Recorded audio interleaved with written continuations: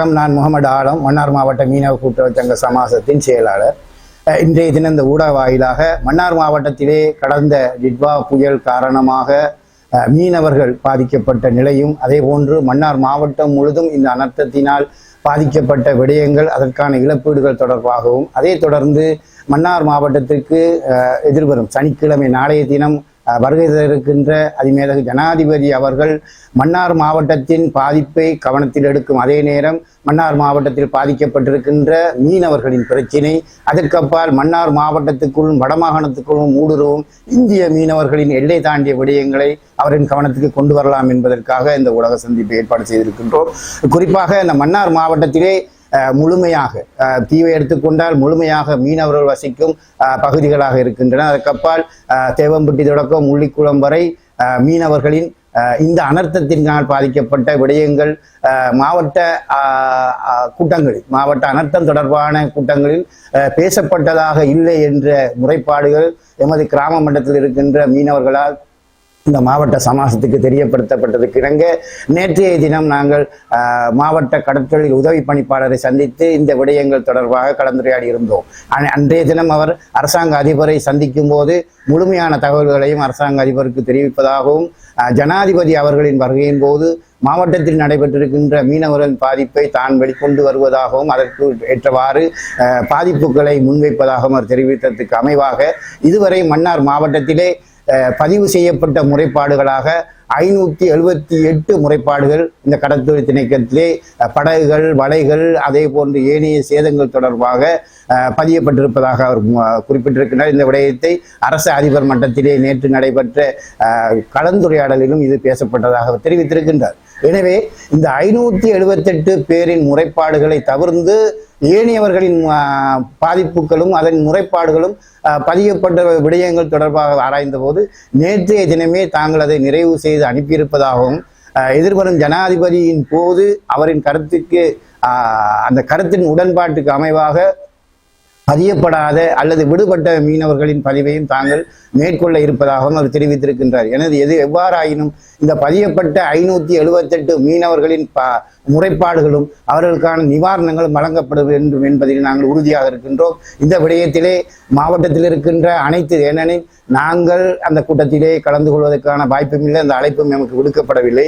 இருந்த போதிலும் மாவட்டத்தில் திணைக்களங்கள் சார்ந்த தலைவர்கள் கலந்து கொள்வார்கள். மீனவர்கள் சார்ந்த எங்களது உதவி பணிப்பாளர், கடற்கரை உதவி பணிப்பாளர்கள் கலந்து கொள்ளும் போது முழுமையாக மீனவர்களின் விடயம் பேசப்பட வேண்டும். உண்மையிலேயே பாதிக்கப்பட்ட 578 மீனவர்களுக்கும் இழப்பீடு கொடுக்கப்படுவதுடன் அதற்கப்பால் மீனவர்கள் இந்த 27ஆம் தேதியிலிருந்து நவம்பர் 27 இன்று வரை அவர்கள் தொழில் செய்ய முடியாத சூழலே கடலே காணப்படுகின்றது. எதுவாக அனர்த்தம் என்றால் உடனடியாக வானியல் திணைக்களமும் கடற்படையினரும் அரசும் அறிவிக்கின்றது, மீனவர்கள் கடலுக்கு செல்ல வேண்டாம், அந்த கடலுக்கு செல்வதால் ஏற்படக்கூடிய பாதிப்புகளை சொல்கின்றார்கள். ஆனால் மீனவர்கள் கடலுக்கு செல்லாவிட்டால் அவர்களுக்கான எந்த நிவாரணமும் வழங்கப்படுவதில்லை. அதற்கப்பால் மீனவர்களுக்கு ஏற்படுற பாதிப்புகளும் இந்த காலம் வரை எந்த இழப்பீடுகளும் வழங்கப்படவில்லை. நாங்கள் உதாரணம் சொல்ல போனால் அந்த புரவி சூறாவளி என்ற ஒன்றை நாங்கள் எடுத்துக்கொண்டால், அந்த சூறாவளியின் போது நிறைய முறைப்பாடுகள் பல தடவைகள் மீனவர்களிடம் மேற்கொள்ளப்பட்டும் ஆனால் இன்று வரை ₹1 காசு தானம் அதுக்கு வழங்கப்படவில்லை. இந்த நிலையில் அது காணப்படக்கூடாது. இழப்பீடு மீனவர்களுக்கு வழங்கப்பட வேண்டும் நம்பிக்கையோடு இருக்கின்றார்கள். ஏதோ ஒரு வகையில் இந்த அரசு தங்களுக்கான இழப்பீட்டை வழங்கும் என்று. எனவே அரசு கவனத்தில் எடுக்க வேண்டும். கௌரவ ஜனாதிபதி அவர்கள் இந்த அனர்த்த விடயத்திலும் மன்னார் மாவட்ட விடயத்திலும் அவர் கூடிய கரிசனை செலுத்த வேண்டும். ஏனெனில் 1 வருடங்களும் 4 மாதங்களும் கடந்து இன்று மன்னார் மாவட்டத்தில் விஜயம் செய்கின்றார். யாழ்ப்பாணத்துக்கு ஏற்கனவே பல தடவை சென்றிருந்தாலும் இந்த அனர்த்தம் அவரை மன்னாருக்கு வர தூண்டி இருக்கின்றது. அந்த வகையிலே அவர் மன்னாருக்கு வருகை தரும்போது இந்த மீனவர் பிரச்சனை மாத்திரமல்லாமல் மன்னார் மாவட்டத்திலே நாங்கள் முகம் கொடுக்கின்ற பல பிரச்சனைகள் இருக்கின்றன.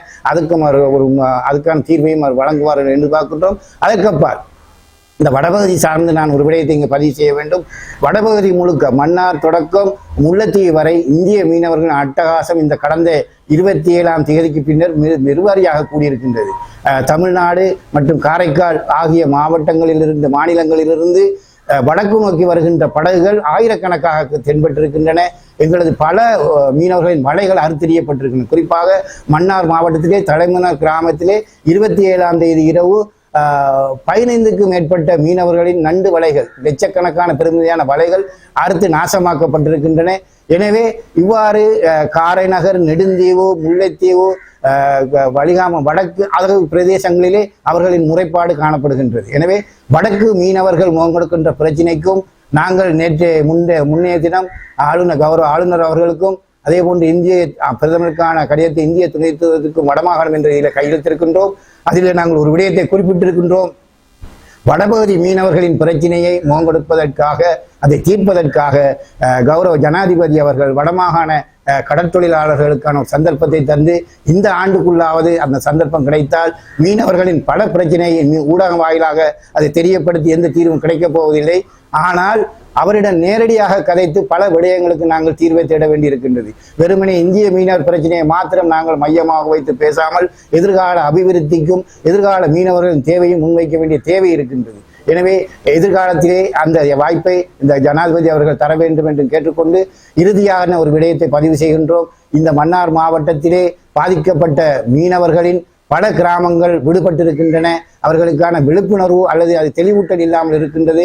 எனவே இந்த 578 மட்டப்படுத்தப்படாமல் பதியப்படாத ஏனையவர்களுக்கும் அது வழங்கப்பட வேண்டும். அது பதியப்பட்டு நிச்சயமாக அவருக்கான முழுமையான இழப்பீடுகள் வழங்கப்பட வேண்டும். அதே போன்று தொழிலுக்கு செல்லாத காலத்துக்கான நிவாரணங்களும் அவர்களுக்கு வழங்கப்பட வேண்டும். கடலிலே அசுத்தமாக இருக்கின்ற கால்நடைகளாக இருக்கட்டும் அல்லது குப்பை கூலங்களை அதை அகற்றுவதற்கும் வேறு விதமாக நிதியை ஒதுக்க வேண்டும். அதுக்கப்பால் அந்த மீனவர்களின் எதிர்கால வாழ்வாதாரத்துக்கான திட்டங்கள் வகுக்கப்பட வேண்டும். இதற்கப்பால் மேலதிகமாக இந்த கடல் வளங்களை பாதுகாக்கக்கூடிய திட்டங்களை வகுக்க வேண்டும். அதற்கப்பால் உட்கட்டமைப்பு வசதிகள் அழிவடைந்திருக்கின்றன. மீனவர்களின் அழிவு ஒரு புறக்கம் இருக்க, உட்கட்டமைப்பு வசதிகள், வீதிகள், கட்டிடங்கள், அதே போன்று கடற்கரை அணைக்கட்டுகள் எல்லாம் அழிந்திருக்கின்றன. இவைகளை சீர் செய்வதற்கும் கௌரவ ஜனாதிபதிகள் வீடிய கவனம் செலுத்த வேண்டும். அதற்கு எங்கள் திணைக்கள தலைவர்கள் அதற்கான கருத்தை அங்கு பதிவு செய்ய வேண்டும் என்று கேட்டு விடைபெறுகின்றேன். நன்றி. என் பேர் ஜெனிஸ்டன். நான் பனங்கோட்டை மீனவர் சங்க தலைவர். ஜனாதிபதி என்ற வருகைக்காக நாங்கள் இந்த புயலால் பாதிக்கப்பட்ட கடற்தொழிலாளிகளுக்காக, மன்னார் மாவட்ட கடற்தொழிலாளிக்காக கதைக்க வந்திருக்கேன். இதில் என்னென்னு சொன்னால், இந்த மன்னார் மாவட்டத்தில் மீனவர்கள் அதிகமாக பாதிக்கப்பட்டிருக்கிறாங்க. அந்த மீனவர்களுக்கு இதுவரைக்கும் மீனவர்களுக்கு எந்த நிவாரணமே கொடுக்கப்படவில்லை இதுவரைக்கும். நாங்கள் இதில் சொல்ல வந்த காரணமே ஜனாதிபதி இங்கே மன்னாருக்கு வருகை தர்றார். அவர் வருகைக்கு நாங்கள் இந்த இதை அவருக்கு முன்மொழிகிறதுக்காக இந்த பேட்டியை நான் கொடுக்குறேன். மீனவர்கள் கடலாலையும் பாதிக்கப்படுகிறாங்க. தொழிலுக்கு போயிடாத நிலைமை. அவங்களோட படகுகள் சேதமடைஞ்சிருக்கு, படகுகள் காணாமல் போயிருக்கு, வலைகள் அடித்து செல்லப்பட்டிருக்கு. நாங்கள் ஏற்கனவே ஒரு மீடியாவில் கொடுத்துருக்கோம் ஜனாதிபதிக்கு தெரியப்படுத்த சொல்லி. இதை ஜனாதிபதி வர்றதுன்றதுக்காக, அவருக்கு வருகைக்காக நாங்கள் இதை தெரியப்படுத்துகிறோம். எங்களோட மக்களை, மீனவ மக்களை, மன்னார் மாவட்டத்தில் இருக்க மீனவ மக்களை கொஞ்சம் பார்த்து அவங்களுக்குரிய அழிவுகளுக்கு ஏற்ற நடவடிக்கைகளை செஞ்சு கொடுக்கணும்னு ஜனாதிபதியிடம் கேட்டுக்கொள்கின்றோம்.